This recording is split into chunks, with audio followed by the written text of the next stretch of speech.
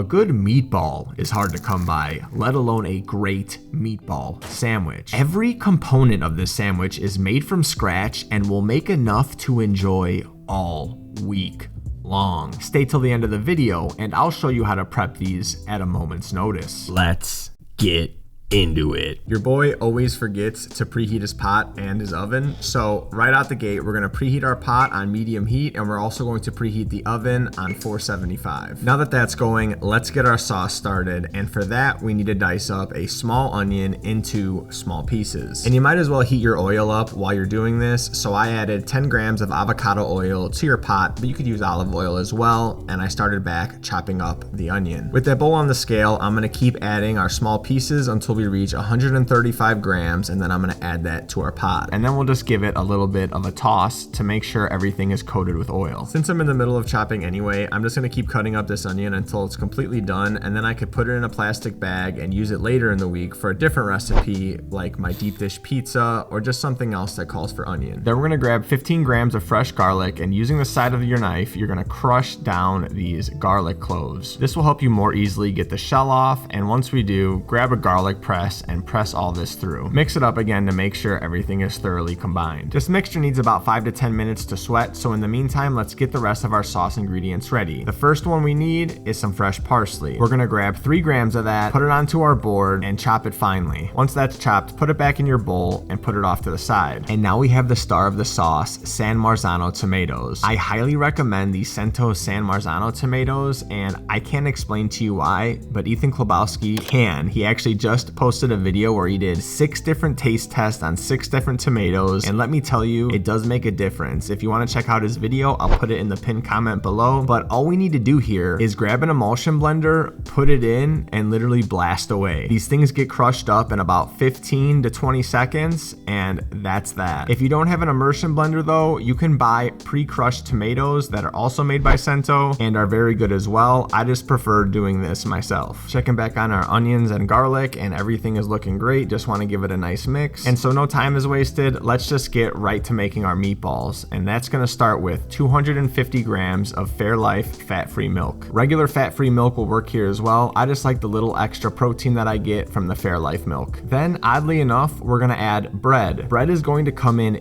very clutch here, and I would not leave this out. Typical meatballs are made with 80-20 ground beef and ground pork, and we are using 96-4 and 90-10, and this bread is going to keep the inside of this moist, especially when we bake this later on at 475 degrees. So let's chop our bread up into small cubes and add it to our bowl. Huge shout out to Brian Lagerstrom because his recipe was the basis for my recipe, and it is straight gas. Now add a large egg to your bowl and we're gonna get our sauce going. Add 66 grams or 2 servings of tomato paste, and we're gonna start stirring that around. We're gonna make sure it's fully incorporated into all of the onions and the garlic, and we're gonna let that simmer for a minute so we can get any metallic or metal taste cooked off. And in the meantime, we will mix our bread mixture. I was switching back and forth in between a whisk and a spatula just to make sure I could really get this crushed up. We're gonna mix this up until this looks like a really wet banana bread, but this takes a couple minutes, and our paste and onion mixture was ready to go, so we're gonna finish up with our sauce. Add your can of tomatoes, 1 gram dried oregano, 1 gram chili flake, and your chopped parsley. Now, I added in my salt and Swerve because I know how salty and how sweet I like it. This could be to your preference, and you don't have to follow me, but what I do is I add 6 grams of salt and 5 grams of Swerve. I personally recommend you add your salt and your sweetness at the very end of the recipe because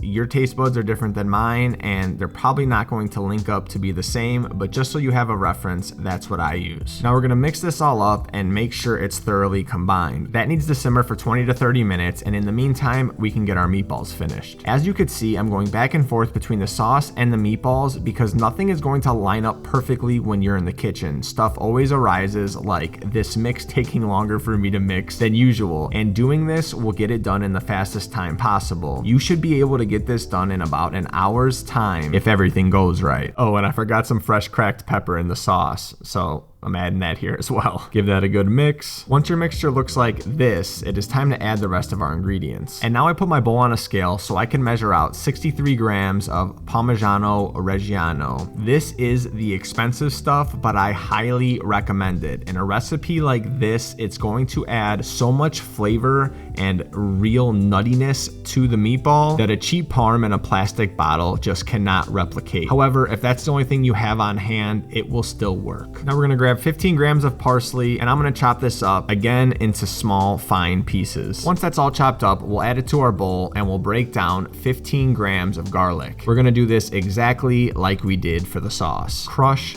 and press. Every few minutes, make sure you're checking up on your sauce and giving it a quick stir. Now to finish off our meatball mixture, we'll add 18 grams of salt, 3 grams of freshly cracked black pepper, and 15 grams of lemon juice. You could leave this out if you don't like any heat, but I think 1 gram of crushed red pepper goes perfectly in here, and honestly, my girlfriend hates heat and didn't even notice it when we ate it yesterday. What's a meatball without meat? And for that, we're gonna add 1 pound of 96.4 ground beef and 1 pound of 90-10 ground pork. I was honestly afraid that these meatballs were going to be super dry with how low the fat percentage is, but between the milk, Parmesan, and bread, it really holds all of its moisture inside of the meatball. Now that everything is added, let's get our hands a little dirty and mix this thoroughly. What we don't want is some meatballs basically being 96.4 ground beef and other meatballs being basically 90-10 ground pork. So make sure that you mix this thoroughly. Checking back on our sauce, it's reducing really nicely, but we're not there yet. So I'm gonna let this reduce for a little bit more and we're gonna get our meatballs chunked out. For that, let's grab a sheet pan and cover it with a piece of parchment paper. And if you cut it too long, that's okay. Just cut the extra off, get your bowl on a scale, and let's make our balls. Now, each one of these meatballs is going to be 120 grams. Yes, that is over a 1/4 pound a meatball. This is going to give you nice, thick,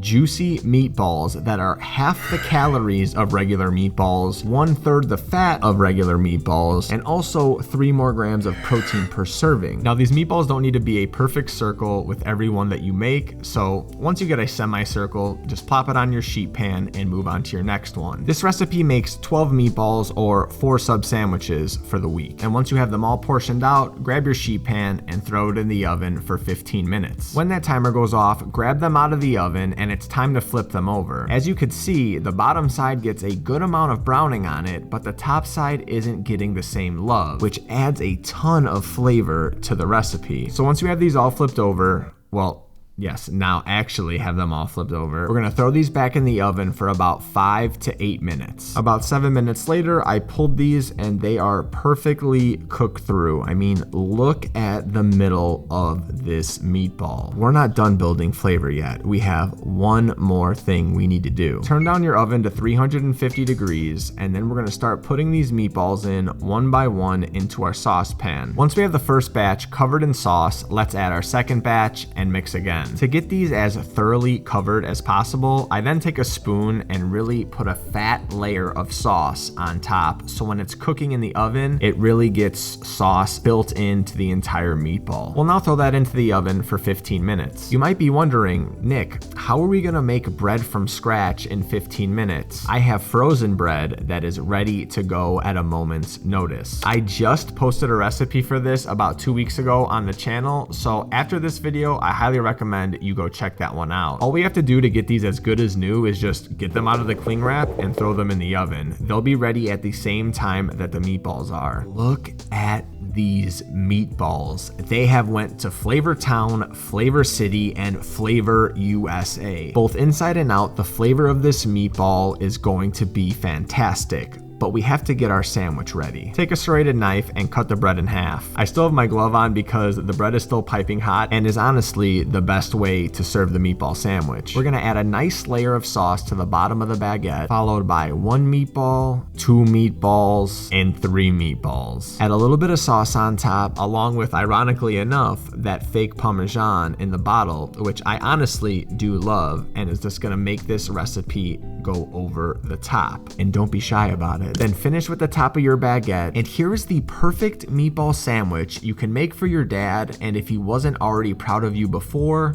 will certainly be proud of you now. Oh my God, yes. The extras that you don't use that night go into deli containers for the rest of the week. And when you are ready to eat another one, all you have to do is throw your bread in the oven, heat up your meatballs for a minute or two in the microwave, and plate it. The meatballs are insanely juicy, the bread is soft yet crunchy, and the sauce is unparalleled in flavor. Meatballs fit perfectly on this baguette, as well as several other recipes. That is why you need to check out this video here, which will come in handy when you run out of meatballs. Until next time, deuces.